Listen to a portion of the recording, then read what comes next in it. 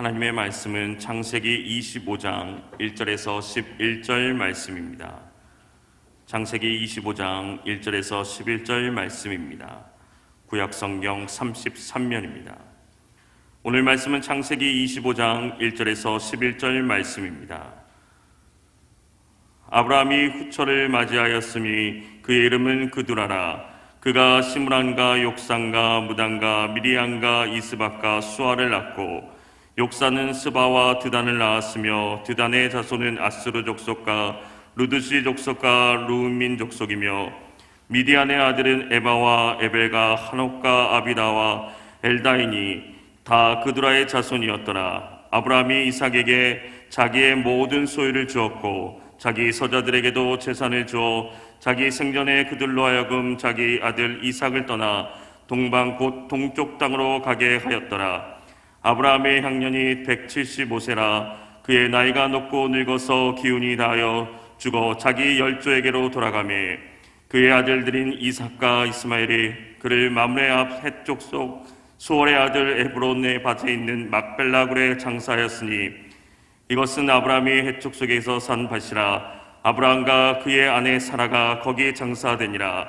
아브라함이 죽은 후에 하나님이 그의 아들 이삭에게 복을 주었고 이삭은 부엘라 헤로이 근처에 거주하였더라. 아멘.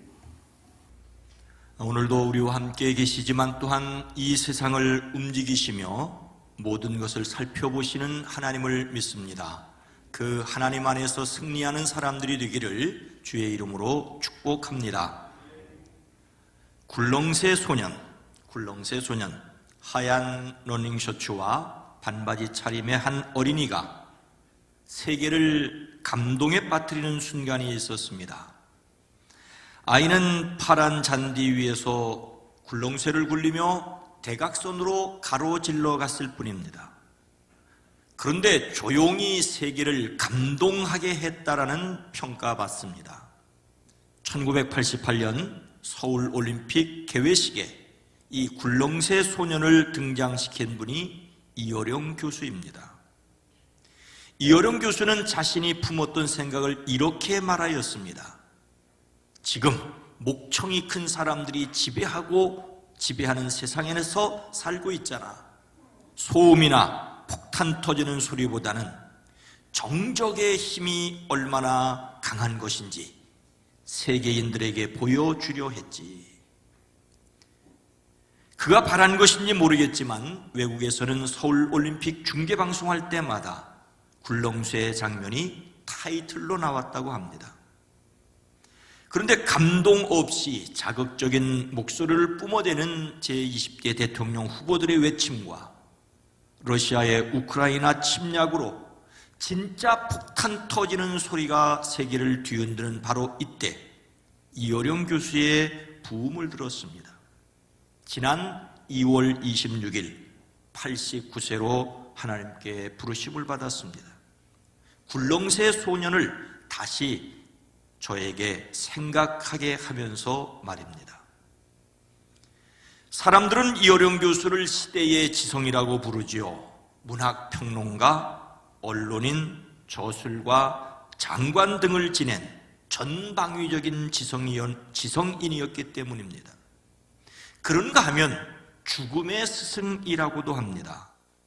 복막에서 시작된 암이 맹장과 대장을 거쳐 간으로 전이되었고 이 사실을 공개하고 암과 싸우면서 글쓰기와 인터뷰, 강연을 멈추지 않았기 때문입니다. 그는 자신에게 다가오는 죽음을 관찰하고 생각하며 말과 글을 통해 죽음에 관한 이야기를 전해주고도 했습니다. 그는 죽음이란 신나게 놀고 있는데 엄마가 얘 밥 먹어라 하는 것과 같은 것이라고. 신나게 놀고 있는데 얘 밥 먹어라 하면 가야지요. 메멘토 토리. 죽음을 기억하라는 말은 그가 마지막 시간을 보내며 가장 자주 언급한 말이었습니다. 그의 큰아들이 전하는 이 세상에서 그의 마지막 모습은 그가 바라던 모습이었다고 합니다. 죽음이 어떻게 생겼는지 한번 봐야겠다라는 표정이었다. 허공을 아주 또렷하게 30분 정도 응시하시더라. 마치 아주 재미있는 걸 지켜보는 듯한 표정이었다. 어떻게 보면 황홀한 얼굴이었다. 그는 정신이 흐린 상태에서 세상을 떠나고 싶지 않다고 말해 왔는데 숨을 거두기 1시간 전에는 미국에 있는 두 손주와 영상통화도 했답니다. 물론 말을 뱉을 기운이 없어 손을 낮게 들어 흔들며 인사를 건네는데 웃는 얼굴로 정말 기뻐하는 모습이었답니다. 영상통화 후 가족 예배를 드렸고 그 이후 숨이 점점 엷어졌답니다. 우리는 오늘 말씀에서 죽음을 맞는 위대한 성경의 인물을 만납니다. 그는 바로 아브라함입니다. 오늘 본문 말씀은 그의 죽음에 앞서 그가 낳은 또 다른 자식들에 대하여 먼저 말합니다. 1절과 2절 말씀입니다. 아브라함이 후처를 맞이하였으니 그의 이름은 그두라라. 그가 시므란과 욕산과 무단과 미디안과 이스박과 수아를 낳고, 지난주 그가 100살에 낳은 아들 이삭을 번제로 드리라는 말씀에 순종하였고, 그래서 여호와 이레를 경험하였다는 말씀을 함께 나누었습니다. 그렇게 하고 곧바로 이 땅에서의 삶이 끝났다면 매우 아쉬웠을 것입니다. 그는 먼저 아내 사라를 보냈고 아들 이삭의 아내로 리브가를 며느리로 맞았습니다. 그런데 깔끔하지 않은 듯한 이야기가 더 있습니다. 아브라함이 후처를 맞이하였다고 합니다. 여기서 후처라는 말은 아브라함의 아내 사라라고 말할 때 아내와 사실은 같은 단어입니다. 심지어 사라의 여종 애굽 사람 하갈을 첩이라고 말할 때 첩이라는 말과도 사실 같은 단어입니다. 같은 말을 우리식으로 구분하여 번역하였을 뿐입니다. 아브라함은 아내 사라가 죽은 후에 그두라를 아내로 맞았습니다. 그가 99살 때 아들을 낳을 것이라는 하나님의 말씀을 믿지 못하여 웃었었지요. 그런데 그로부터 한참 지난 후에 다른 아내를 맞아 더 많은 후손을 두었습니다. 하나님께서 그에게 능히 셀 수 없이 많은 자손을 주겠다고 약속하신 말씀을 이루셨습니다. 아브라함에게 많은 후손을 하나님께서 주셨습니다. 하나님께서 아브라함에게 사라를 통하여 아들 이삭을 낳게 하시겠다고 말씀하시자 그때 그는 이스마엘이나 하나님 앞에서 살기를 원하나이다라고 하였습니다. 다시 이삭을 낳으리라고 말씀하시면서 내가 너의 말을 들으리니 내가 반드시 이스마엘에게 복을 주어서 그가 자식을 많이 낳게 하고 그 자손이 크게 불어날 것이다. 그에게서 12명의 영도자가 나오게 하고 그가 큰 나라를 이루게 하겠다고 말씀하셨습니다. 하나님께서 하갈이 낳은 이스마엘의 자손도 번성하게 하시겠다고 말씀하셨고 번성하게 하셨습니다. 그리고 또 그두라를 통하여 6 아들을 낳았고 그 후손이 번성하였습니다. 이렇게 하나님께서 아브라함에게 약속하신 대로 그 후손을 번성하게 하셨습니다. 사람으로서 불가능한 일을 하나님께서 이루어 주셨습니다. 아브라함에게 내가 너를 많은 민족의 조상으로 세웠다라고 약속하셨고 그 약속을 죽은 사람들을 살리며 없는 것들을 불러내어 있게 하시는 하나님께서 보장해 주셨습니다. 우리는 하나님의 약속이 신실하고 그 말씀이 능력이라는 것을 믿어야 합니다. 이 믿음으로 하나님의 능력을 누리시는 저와 여러분 모두가 되기를 주의 이름으로 축복합니다. 그런데 이렇게 많은 후손들 가운데 특별히 이삭은 어떤 자식일까요? 이삭이 가지는 의미는 무엇입니까? 5절과 6절 말씀을 함께 읽습니다. 아브라함이 이삭에게 자기의 모든 소유를 주었고 자기 서자들에게도 재산을 주어 자기 생전에 그들로 하여금 자기 아들 이삭을 떠나 동방 곧 동쪽 땅으로 가게 하였더라. 아브라함은 자기가 받은 목숨대로 175해를 살았습니다. 아주 늙은 나이, 기운이 다하여 숨을 거두고 세상을 떠나 조상들에게로 갔습니다. 그의 아들 이삭과 이스마엘이 그를 막벨라 굴에 안장하였습니다. 그곳은 아브라함이 아내 사라를 위하여 준비한 장지였고 그곳에 그는 사라와 함께 합장되었습니다. 아브라함은 이 땅에서의 삶을 마감하기에 앞서 아들 이삭과 그두라가 낳은 자식들 사이를 깔끔하게 정리하였습니다. 아브라함은 자기 재산을 모두 이삭에게 물려주고 그두라가 낳은 아들들에게도 한 몫씩 나누어 주었습니다. 그는 죽기 전에 그 아들들을 동쪽으로 보내 이삭과 떨어져 살게 하였습니다.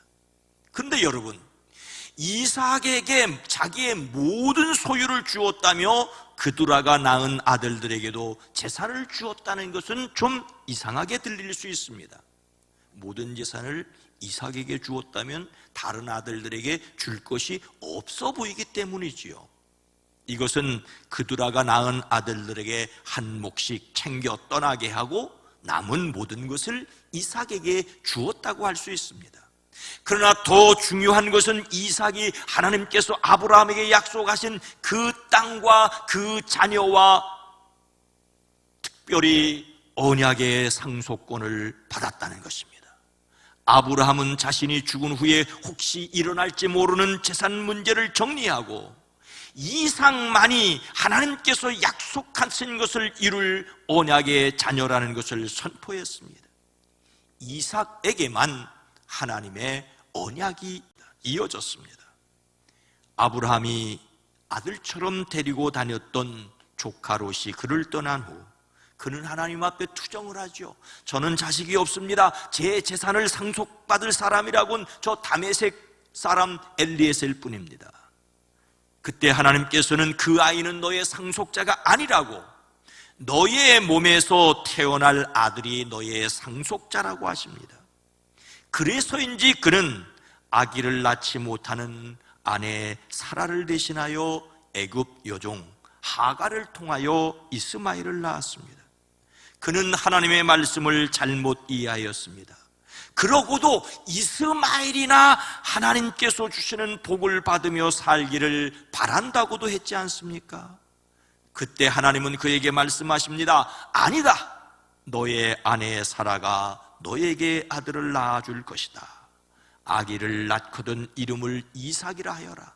내가 그와 언약을 세울 것이니 그 언약은 그 뒤에 오는 자손에게도 영원한 언약이 될 것이다.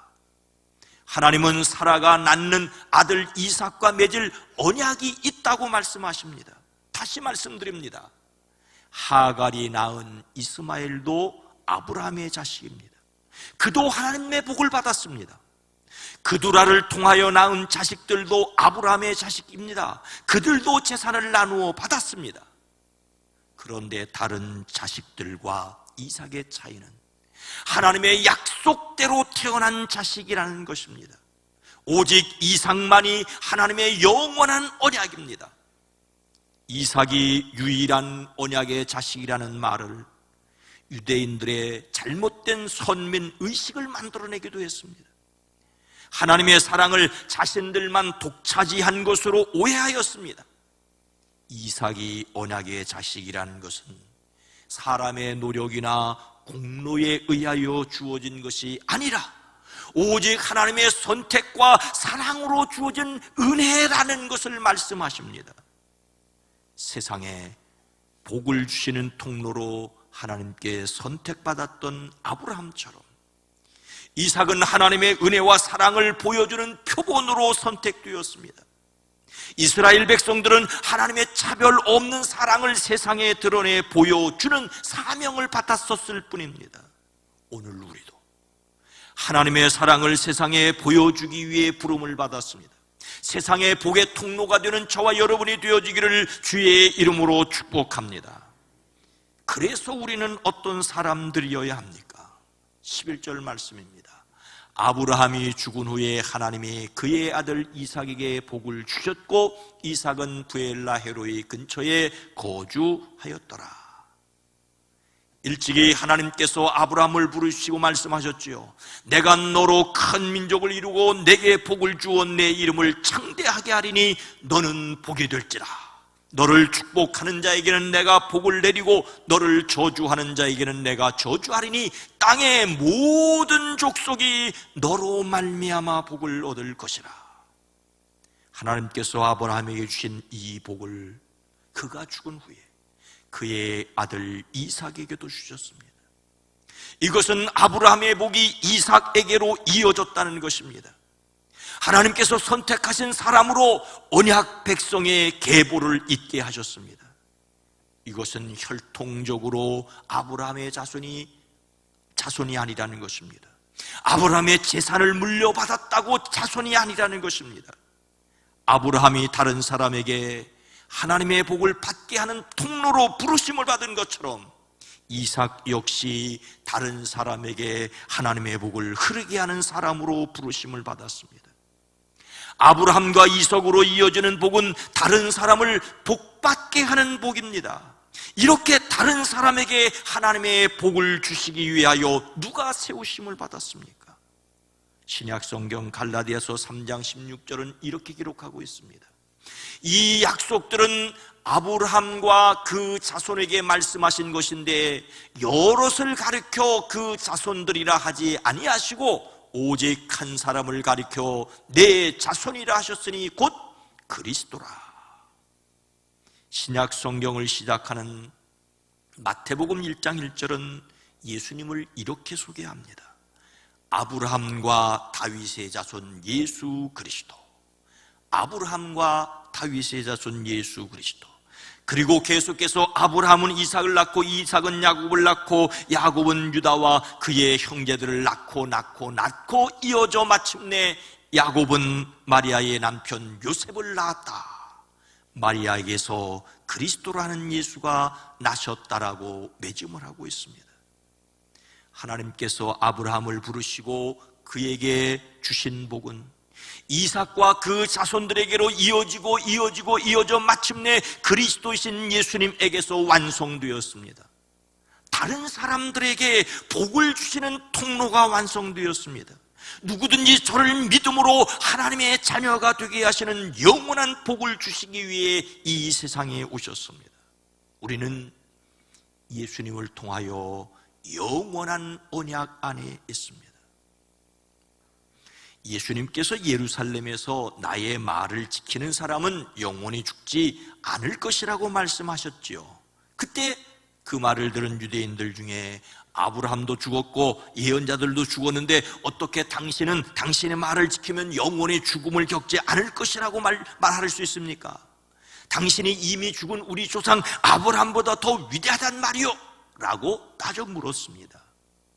이때 예수님은 너희 조상 아브라함은 나의 날을 보리라고 기대하며 즐거워하였고 마침내 보고 기뻐하였다라고 하였습니다. 그때 유대인들은 깜짝 놀라 아니 당신은 나이가 50도 안 되었는데 아브라함을 보았단 말이요. 이때 예수님은 아브라함이 태어나기 전부터 내가 있었다라고 하십니다.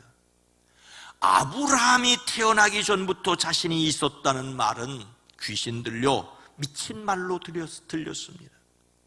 예수님은 아브라함의 자손으로 세상에 오셨으나 이 세상에 태어나기 전에 태초부터 계셨습니다. 그래서 예수님을 맞아들인 사람은 곧 그 이름을 믿는 사람에게는 하나님의 자녀가 되는 특권을 주십니다. 그 예수 그리스도로 말미암아 하나님의 자녀됨의 확신을 가지시기를 주의 이름으로 축복합니다. 사랑하는 성도 여러분, 앞서 말씀드린 이어령 교수는 신이 없다고 주장하는 자칭 무신론자였습니다. 그런 그는 2007년 이른이 넘는 나이에 예수 그리스도의 이름으로 세례를 받고 그리스도인이 되었습니다. 한국을 대표하는 지성인이 지성을 넘어 영성이 있음을 깨달았습니다. 그런데 그 과정이 너무나 가슴이 아픕니다. 그것은 사랑하는 딸의 죽음이 있었기 때문입니다. 그의 딸은 한국에서 대학을 조기 졸업하고 결혼해 미국에 가 로스쿨을 수료하고 캘리포니아주 검사로 임용돼 활동했습니다. 그런데 그 딸의 인생이 삐그덕거리기 시작했습니다. 결혼은 파경을 맞았고 재혼했지만 갑상선암과 오래 싸워야 했고 망막 손상으로 실명 위기에 처했고 그의 큰 아들은 원인 불명으로 먼저 하나님 나라로 떠나보내야 했습니다. 이어령은 감당할 수 없는 딸의 불행 앞에서 무릎을 꿇고 딸의 눈을 뜨게 해 주시면 남은 생을 주님께 바치겠다고 선언했습니다.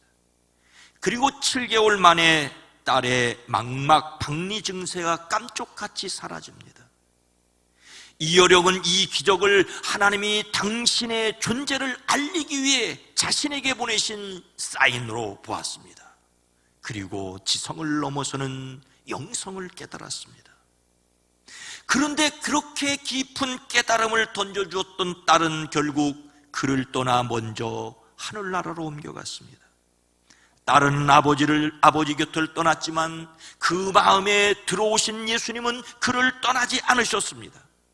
그리고 비로소 죽음 앞에 홀로 섰습니다. 평안하게 죽음을 응시할 수 있었습니다. 예수님을 믿는다는 것은 죽느냐 사느냐의 문제를 넘어 영원한 생명을 주시는 주님을 발견하게 된 것입니다. 아브라함은 복받게 하는 통로로 부르심을 받았는데 예수님은 사람들에게 죽음을 이기게 하는 영생의 통로가 되기 위해 십자가를 지셨고 부활하셨습니다. 이 일을 위하여 아브라함이 태어나기 전 태초부터 계셨던 분이 아브라함의 후손으로 세상에 오셨습니다. 성경은 말씀하십니다.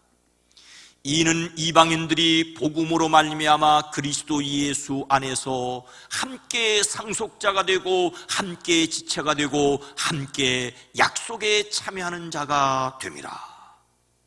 누구든지 예수 그리스도 안에서 영원한 언약에 함께 참여하게 하십니다. 이 언약이 우리를 통하여 또 다른 사람들에게로 계속 흘러가기를 소원합니다. 다른 사람들의 영혼에 깊은 관심을 갖는 사람들이 되십시오. 세상을 복되게 하는 복의 통로로 승리하시기를 주님의 이름으로 축원합니다. 거룩하신 하나님, 자비로우신 주님, 우리에게 오신 예수 그리스도 안에서 천국을 바라보고 소망하게 하셨사오니 이 땅에서 강하게 하시고 담대하게 하옵소서. 예수님의 이름으로 간절히 기도하옵나이다. 아멘.